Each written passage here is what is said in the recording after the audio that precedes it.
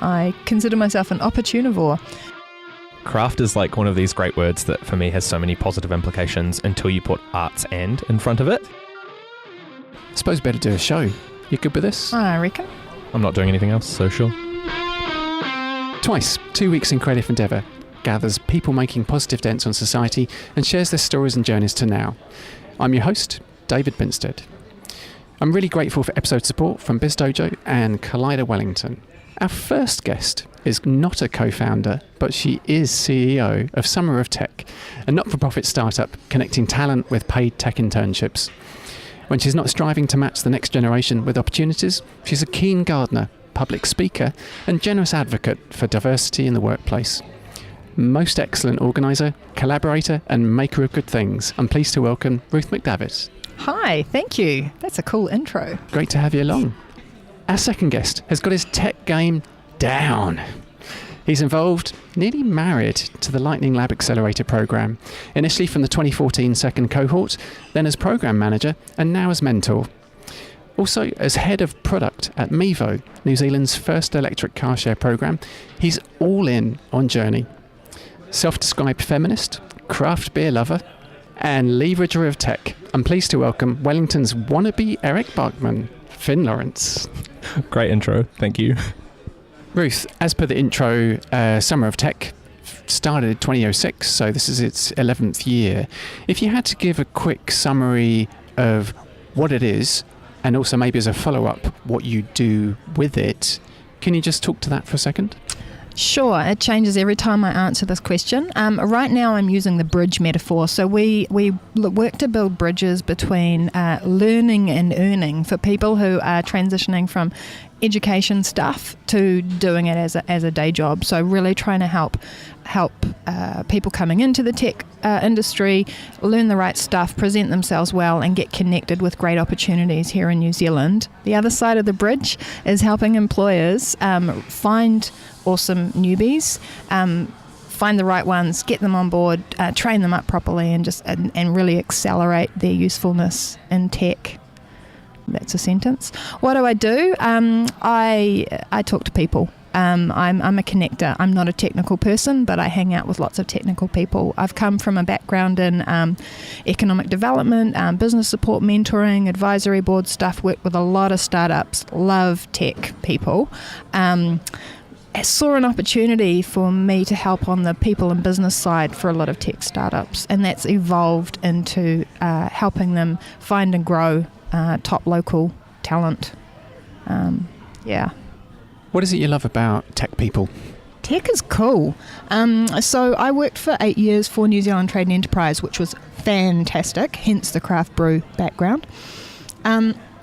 But what I found was food and beverage is awesome, and I love it to bits, and I can talk about packaging and positioning and market segmentation, but I'm sorry, no offence, beer is beer. Whereas when you're talking to a tech person, then you can get really stuck into what it does, why it's different, what's new, and just the innovation and creativity that we have in the tech industry in New Zealand especially. It's just exciting. And I also, wanting to add value, I do find a lot of tech companies really struggle to explain what they do and market what they do. And so where I come from is, hey, I can help with that. And so if I can add value as well, it's really fun. Wonderful. Finn, we're in an elevator. We've got, what is it? Well, what's your average? 20 seconds? 30 seconds? Yeah, 15, something like that. In terms of Mevo, we're giving urban New Zealanders a credible alternative to owning a car by putting a bunch of shared electric vehicles through the central parts of Wellington and shortly Auckland and the three main centres on the east coast of Australia as well. So internationally known as car sharing, massive, successful, growing market as we start to get to an age where the private automobile becomes less relevant. And how did you decide between choosing the word carbon negative and carbon positive? We've flip-flopped on this a lot, and we continue. Yeah, we continue to flip-flop on it. We don't really have our marketing language down, and in a lot of ways, I think that's a symptom of the fact that we've struggled to find. I guess if you want to be like free range, or if you want to be fair trade, right? There are these kind of marks and labels that are already talking about this, and there's a lot of companies that associate with that.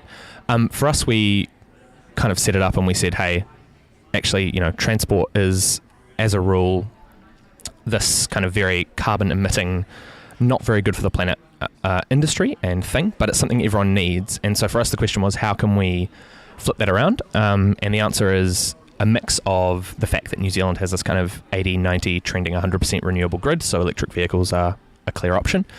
And the other side of it is looking at building carbon credits to offset any fuel we do use, plus the sunk cost of the build and transportation of our vehicles to us by factoring carbon credits into our pricing.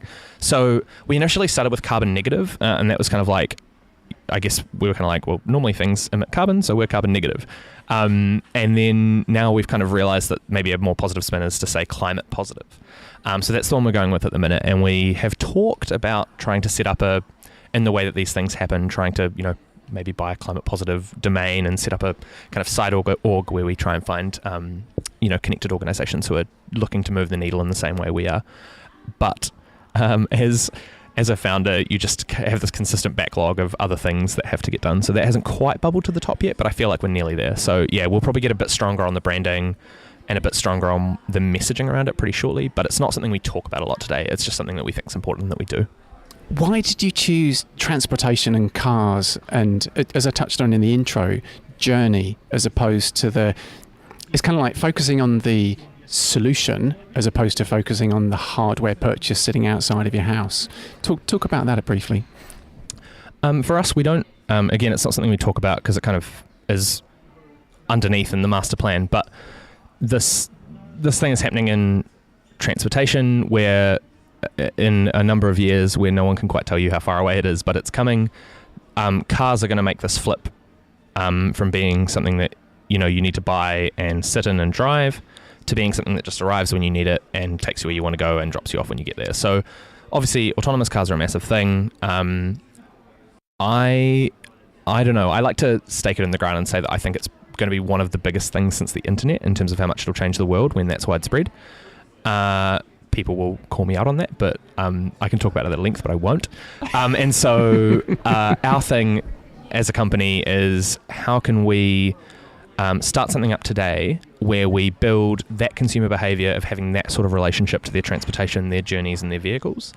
And we start that well ahead of time. We start that early. We get people comfortable with that idea. And then over time, we can transition the actual, what we call our kind of platform in terms of our vehicle that we use on fleet. How can we transition that into something that does the autonomous job? And so that will come with time. But in the meantime, we're building a business and a network to prepare people in New Zealand and hopefully Australia when we get there for that. So are you kind of doing the Uber business model, but with morals and ethics and saving the climate at the same time? No comment. Awesome. No, Uber's prickly. I use Uber, but prickly. Love that word. It's a very good word in this context. What I really want to ask is, when does a startup cease to be a startup? Is it 11 years in, for example, Ruth? Overnight success usually takes about 10 years. Yes. Love that. Yeah. So yeah, definitely. I always quote, you should totally interview her, by the way, Brenda Wallace, and she probably was quoting someone else, but startup is easy, stay up is hard. So New Zealand is one of the easiest places in the world. We've got entrepreneurship coming out the wazoo. We've got amazing accelerator programs and incubators and all the things, but actually persisting beyond startup is really, really hard. I'm sure there's some Wikipedia definition, but I think employing people is a nice thing. Earning money from customers is a nice thing. These are all behaviors which I encourage in startups. Yeah, really hard question. I mean, there's kind of, there's like, you have paying customers, you employ people who aren't the founders, there's like all these kind of milestones that you end up hitting. There's kind of the, golden light at the end of the tunnel, which might be cash flow break even, but like most kind of, I would say most successful companies or some successful companies still haven't gotten there. Amazon could restructure themselves to be cash flow break even, but they lose money every year. And have you been reading my show notes? Because they're on the bottom of that list. No, are they? I haven't. No. But I mean, like, I don't know. Like, this is the interesting question, right? Like, does Jeff Bezos think of Amazon as a startup? He might still. And so for me, there's something around when you are still chasing the dream. There's then for me that's kind of still something about the startup. When you unless you've arrived and you're ready to hand it over, I think it might still be a startup. But yeah. Do you mind if I dive really quickly into one of the things that really interests me, doing a bit of background on both of your business and organisation, is this sense of somewhere along the way, respectively in your marketplaces, the market has failed. I.e., from Summer of Tech, the education establishments have not managed to make those bridges, as you introduced, with the employers. They claim that they have, but they either haven't achieved efficiency of scale, or they just give it lip service, or whatever it is. And kind of the same with moving people around an environment, in terms of, well, people bitch and moan about losing car parking spaces, and your point about autonomy there, Finn, totally valid. Is like, well, car parking spaces will cease to be an issue when you don't own a car anymore, but you still have access to the service. So just talk to what I might introduce as market failure, but you would perhaps consider market opportunity. Yeah, I think that a lot of people who go in to start something are trying to address a problem, and often the successful ones are a problem for them personally that they've experienced. And so you can talk about vitamins and painkillers until the cows come home, but I think a lot of us are motivated to try and make the world a better place, or fix something, or improve our bank balance. But the opportunity, the gap between what exists, the unmet needs and the things that are there to fix it. So yeah, I completely think that is a really common reason to go into to start something or to go into business and get that done. I'd just like to clarify the things that are broken. The failure is not 100% the education, although we are really trying to support education institutions. They just can't keep up. It's changing so fast. The other failure that we are looking to disrupt is recruitment. Bold claim, but essentially the model for recruitment is very broken. And we are looking to build sort of better pathways for that, and also to help employers. So yeah, I agree. Broken things means opportunity. You were quoted a couple of years ago in a podcast that I might have listened to earlier today that you're clearly not a recruiter. Is it perhaps the case that you are not a traditional recruiter? Is that maybe the position 2 years down the line? Possibly, although my definition of recruitment is very much a placement mechanism. We're a marketplace. So the way that Summer of Tech works is we make it really easy for connections to happen, but we do not say to a company who's looking for a software developer, here are the top 3 people that meet your criteria. We're, and I'm going to say it, I've said it before, I'll say it again, we're Tinder for tech jobs. We essentially create the environment where the good connections can happen, but both sides need to have skin in the game. We're not saying, your perfect developer is over here. So we're not a matchmaker, we're a marketplace. Skin in the game and protection, right? Absolutely, protection always important. Yep, especially when skin's in the game. I love the illusion of Tinder being a marketplace. You're listening to David from Twice, 2 Weeks in Creative Endeavour, episode 64A, with guests Ruth from Summer of Tech and Finn from Mevo Electric Car Share, chatting people, proposition and product. The second 30-minute show publishes in a week's time, chatting some of their personal journeys to now, with refreshments tasted and rated at the end of each. Get inspiring people's stories, learns and laughs hot off the press via your podcast app of choice and via twicepodcast.com. How can you help spread the good word of people making positive dents on society? iPhone users, navigate to the purple-coloured Apple Podcast app, search for Twice, 2 Weeks in Creative Endeavour, and rate the show with gold stars. Thanks a lot. I love the illusion of Tinder being a marketplace. Yep, pretty much. That's great. Love that. So how about Finn, with your background in tech, and I introduced it very vaguely, but software development, web development, why in effect have you chosen something as mundane and boring looking as solving the problem of transit? This talks on a lot of things, right? Like the problems you solve or that you choose to solve, I think speak to kind of what your values are, right? And one of mine is kind of where can I be that has the most impact?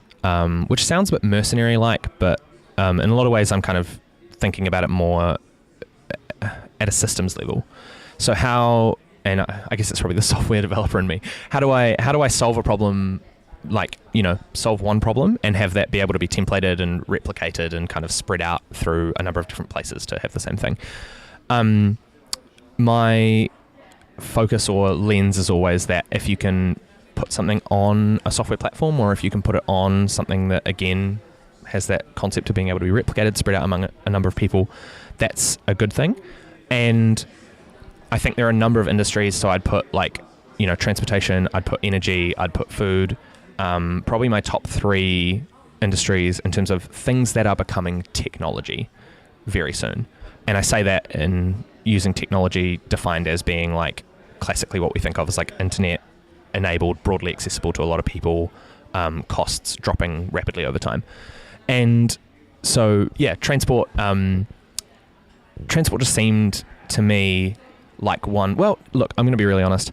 I got to the point where I was living in central Wellington and I kind of needed a car sometimes, but I didn't really want to buy a car because it's like really expensive and you have to find a parking place for it and it's really inconvenient. So I was like, what can I do about this? So I started a company. Nissan Leafs maybe for the future, but they haven't quite got the brand recognition and the kudos perhaps. But yeah, I mean the Audi thing is an interesting one. We, I mean, for a start, they're a beautiful car, so I'm glad it's happened, and we get a lot of kind of positive feedback from our customers. It's an easy product to sell. Can we realistically try and run a car share with a Nissan Leaf? And most of the second-hand ones, they have about 80 kilometres of range. When are you going to get Tesla into it? Well, Tesla's an interesting one. So Tesla have quite publicly gone on record saying that when their cars become autonomous, they'll just build an app that is the Tesla car-sharing shared fleet. And my bet is that that's part of the way it will go, is that you'll see these tech companies teaming up with auto manufacturers to build kind of one supply chain. You can look at airlines, you can look at kind of, as one example, like there's kind of 2 main companies that build planes, and there's lots of different airlines that operate them, same planes, same routes, they compete with each other. You can look at it like servers, where there's kind of like loads of options for hardware, and then there's like a few big players who sell server time by the minute. So there's lots of kind of examples of like how this might pan out. I don't know what the right answer is, but yeah, it's an interesting thought experiment. There's 3 P's in my mind. One is this wider discussion about the proposition. The second is the product you already have out in the market. So just talk to me about the product for a minute, Ruth. We have 3 things in the marketplace, which have names. Summer of Tech, which has, as you've said, been going since 2006.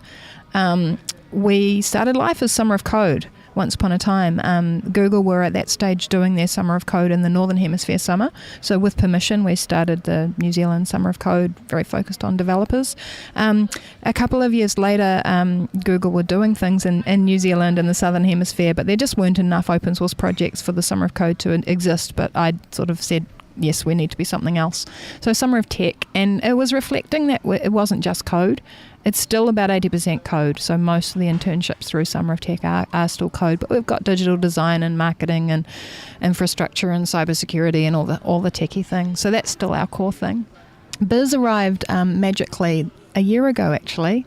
A year ago, we were approached by an HR meetup here in Wellington, who were, we're super collaborative, and so Richard Westney came out and said, hey, HR interns, let's do it. I'm like, sweet. And, cynically, I get approached about once a month by Summer of Law, Summer of Accountants, Summer of DHBs, need you now. All the summers. All the summers. And I think we should just be summer because, summer all the time. So I was like, oh yeah, sweet. It's another one. And I went pushed back a bit and I was like, HR, not sure that we have the same supply and demand issue. I'm not hearing the desperate people needing HR interns. I trust you. I'm sure you know your market. But I said, hey, marketing's a thing. Bring me marketing. Because I really think that there's a desperate need for interns who get the digital space around marketing, and I do see like tech that the institutions aren't necessarily keeping up with the SEOs and the Snap Insta face chats things which those young people know about. So smoothly said. I yes. So I thought, summer of marketing could totally be a thing, and if we combine them up. Anyway, Richard came back with Nicole Williams, who runs the biggest marketing meetup here in Wellington. Together we hatched this thing. We talked to Rita, and Summer of Biz was born as a pilot, which was pretty exciting. Yeah, interesting what Finn was saying about platforms and systems, and I surround myself with smart people who know about these things. So we'd actually spent a bit of time getting our software platform jiggied up so that we could, my technical language technical here. term, right? Yeah. You understand that. Classically, we jiggy things up. Yeah. And Roger's so going to kill me, but it is the Eiffel Tower of websites. It is not a website, it is an application. And we geared it up so that it could be licensed and white labeled and all the things. So anyway, we had the software platform, so it was quite easy for us to say, yeah, sure, we can pilot Summer of Biz, let's do the things. And at the same time we platformed ourselves up we're getting pushback. It's not all about summer. So if you think about the demand side of our marketplaces, the employers, actually they'd quite like a holiday over summer. And the students are on holiday. Sometimes, oh my gosh. And full-time is hard and all this kind of stuff. So I had this bucket of, when people give me objections, I'm like, but wait, we do have something for that. So Summer of Tech Jobs was born for everything that's not summer or not full-time. So we are dipping our toe into grads as well. I mentioned before, we're not a recruitment agency, but grad recruitment is severely broken. A lot of people are struggling with that. A lot of people are struggling to find jobs when they leave education. So most of the people I know who've done MBAs, they're basically saying grad recruitment is broken, so therefore I'm going to invest my time and money in an MBA just to get a network. And it seems very clearly like what you're trying to pull together or bridge or solve the problem of is that sense of you don't necessarily need to get an MBA unless you want that specific. We can give you most of the content of the network in a different structure. Absolutely. There's a Twitter, I do the twit thing. There's a survey out going on Twitter at the moment about how did you get your current job. Still on this small sample, 60% is saying who you know. So what we are trying to do with Summer of Tech is essentially scale that, who you know, and it's Wellington, right? It's New Zealand, it's a village. You can easily do that, except and I'm veering into diversity, but what if no one in your family has ever been to a tertiary institution? What if you don't know anyone in your community who's working in tech? The gap is really, really big. So basically we're coming in and we're helping the employers get on a first name basis with the emerging talent locally, and we're helping the students understand that there are great opportunities right here in New Zealand to have an amazing tech career. So no, you don't have to work for Google or some random Uber or overseas insert sexy tech company here, but there's great opportunities right here. Bring it on. Ben, briefly talk to me about product, and I've got so many other questions to ask you both. Basically, we do have one product. It's an app. You sign up, you have an approved account, you have the app installed on your phone, when you need to go somewhere, you open the app and you can see where all our cars are, and you reserve one and then wander down, unlock it with the app, and you're away. We have kind of like 3 pricing tiers on our B2C side, because we do it's about an even split for us of like business to business and B2C consumer, and special offer business to misprint. We have a few like cool little companies of like people we know and stuff who Misprint's a great example, right? So they do the incredible thing of repurposing their people's only printed on one side paper into books, and so they use us probably once a month, I think, for just their collection run, which is great. So, and that's the perfect use case, right? Like they were looking at buying a little van and kind of looking at spending $12,000 on that and having to park it somewhere and all these things for a once a month job. They can fit a few boxes in the back of the hatch. They put the seats down. It's fine for them. Our kind of 3 products thing is really just a pricing experiment that we've been running.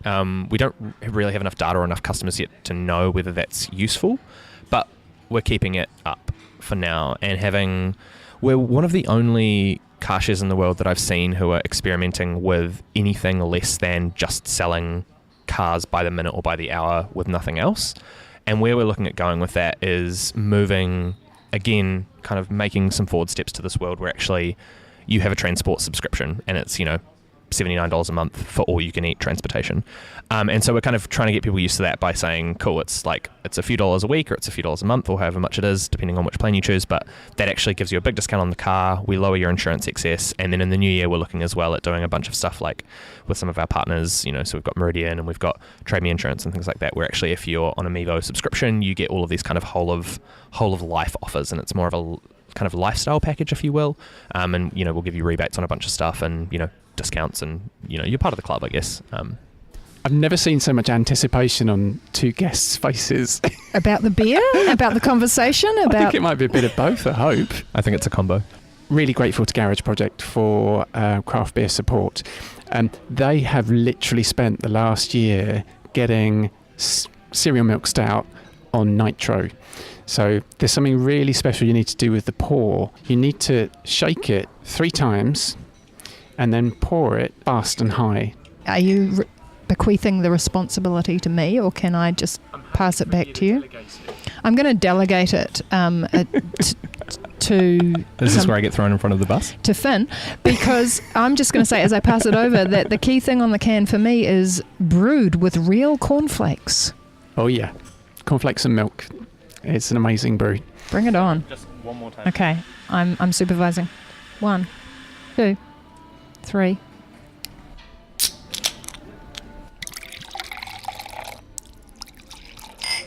Cheers to that. Cheers. Sure. Initial impressions.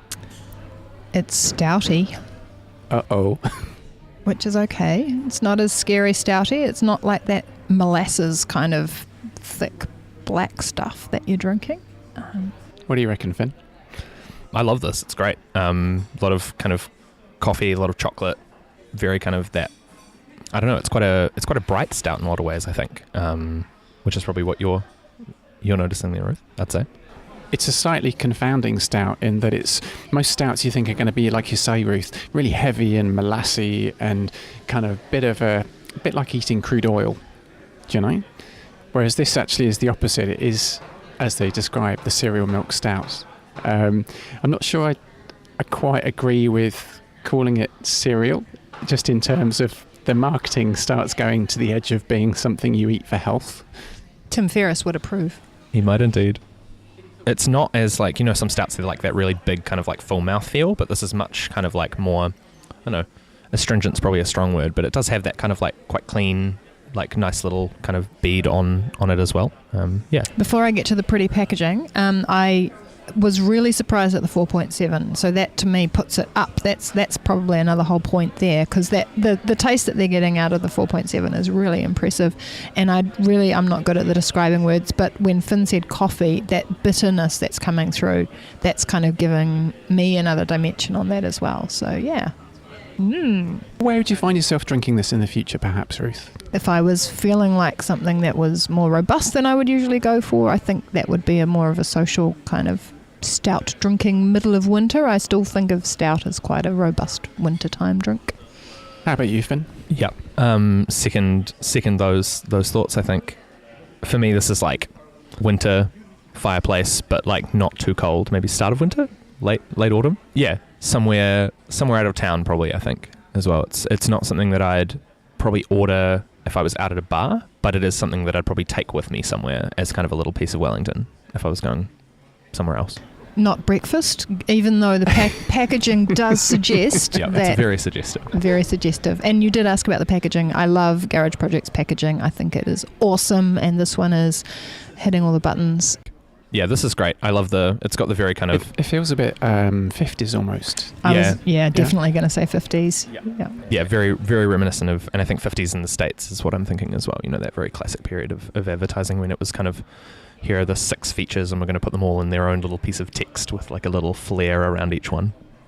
I have been drinking wheat beers lately, so I usually go in and say what's local and what's wheat, and that's usually a good opener, and then I just trust the person behind the steering wheel to provide me with something different. Steering wheel. You hope they've got a beer driving license. Yeah. Exactly. Yeah. I love that. I did a number of years in hospitality when I was studying, and my favourite thing was when people kind of trusted you enough to ask you what the best thing was, because you spend 60 hours of your week in the establishment you're in, and you probably know the list really well, and so that's a nice touch. sour beer is probably where I'm at. And I know that that's not everyone's cup of tea. It is quite sour, but I think if you have a few in a hot afternoon, you might get the bug as well.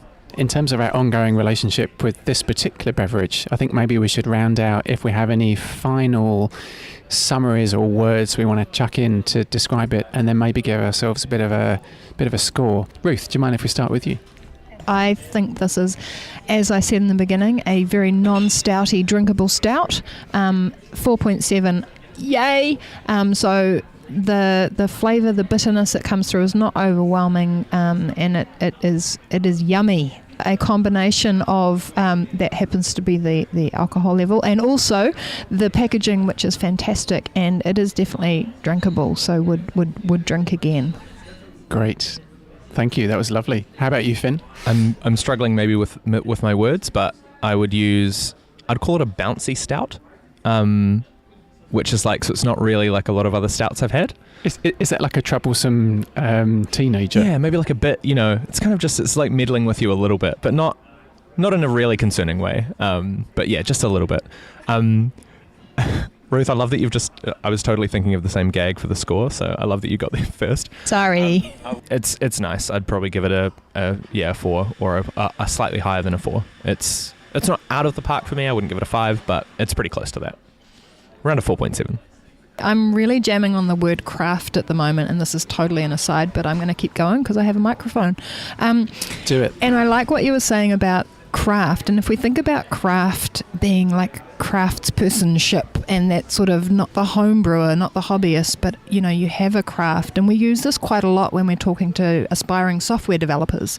And I deliberately use the word craft because, and this is getting into my diversity thing as well, but craft has become sexy, thank you brewers, and so I'm all for this whole bring back craft, make it sexy. It doesn't have to be like a makerspace 3D printing thing. Craft is like one of these great words that for me has so many positive implications until you put arts and in front of it, and then it's just like Yes. I just see kids with like sticky like glue and like those popsicle sticks and stuff, and it's Glitter just and, suddenly yeah. not glamorous at all. I should give this brew, our cereal milk stout on Nitro from Garage Project, a final score. Because this is on Nitro, I'm going to go 4.4. Nice upgrade. Thank you, Garage Project. It Thank was you. yummy. David here, rounding out this first part of episode 64. It was a really fascinating chat with Ruth from Summer of Tech and Finn from Mevo Car Share, sharing insights and perspectives. Part 2 publishes in a week and explores some of their personal journeys to now, alongside craft beer tasted and rated. Find show notes and links in your podcast app of choice and via twicepodcast.com. This show is sponsored by BizDojo and by the Collider Wellington program. BizDojo are creating and facilitating communities of talented, interesting and clever humans pursuing their passions through a burgeoning network of co-work spaces across New Zealand.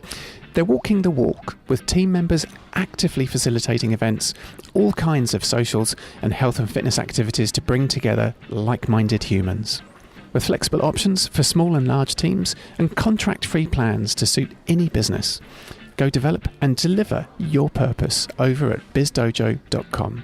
And if you're in Wellington, build your future better by checking out the Collider Wellington monthly program of largely free events. Access world-class intelligence, hang with some of the smartest people on earth and learn something new. Their goal is to connect thought leaders, emerging entrepreneurs and inspirational experts to support the growth of the greatest little city on earth, Wellington, New Zealand. For all the details, go to colliderwellington.com.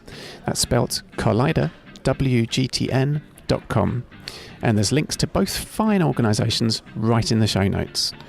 Our grateful thanks to BizDojo, Collider Wellington and Wellington City Council for their support of this show. Today's episode match from the archives is number 39, chatting startups, mentoring and entrepreneurship with Emily Grinter from VicLink and Melissa Clark-Reynolds, ONZM, multiple tech entrepreneur and director. Thank you to you, our listeners from more than 50 countries, for lending us your ears. It means a lot. I hope the conversations offer inspiration for developing your own creative endeavours.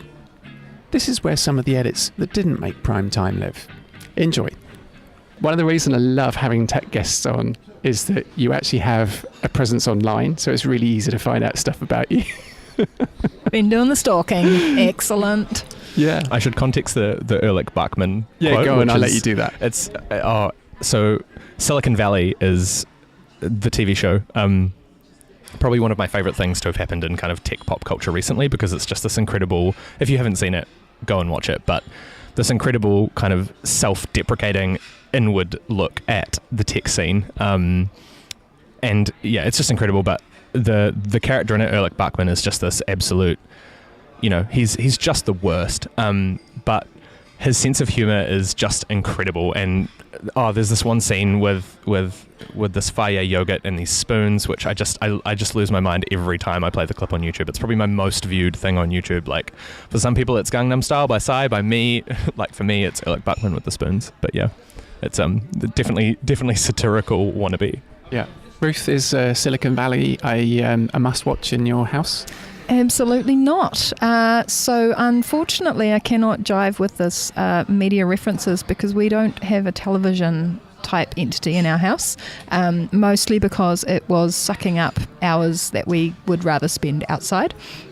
So I miss out on a lot of references to mainstream media, and I have tried to watch an episode of Silicon Valley because I have heard of all these good things, but because I'm not in the groove of consuming media like that, I failed.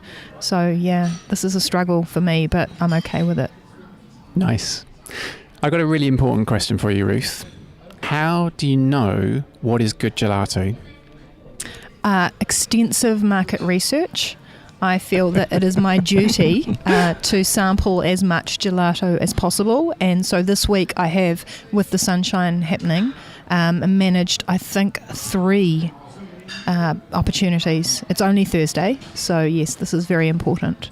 And those are, correct me if I'm wrong, but professional opportunities. Absolutely. I think as we live and breathe our day jobs and they merge with our interests, we can always have gelato at every opportunity. So we've got 3 new people on our team at the moment, and so I've been quite concerned to have a check-in meeting and make sure they're doing okay.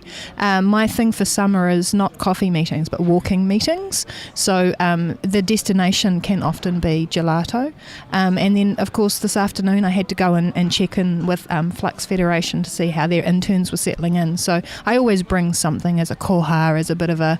So yes, I felt that gelato was very necessary. Yes. And Finn, have we reached peak craft beer yet? That's a great question.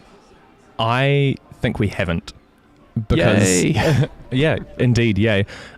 I think, I don't know, it's one of these things where, you look at it and you're like, wow, this craft beer thing's been kind of happening for, I don't know, 10 years maybe. But you look around and there's still a lot of these big places that have no good beer. And the thing I'm really excited about is that we're seeing these acquisitions of these kind of almost startup-y breweries by the big, monopolies who are saying, actually, we think that there's a growing market here still. So we're just going to start buying these up, and fingers crossed so far, touch wood, not really messing with it too much. So, I mean, Emerson's was, Lion, however many years that was ago, and got brought up and still making good beer and just doing it at scale, which is great. So I think it's got legs in it still.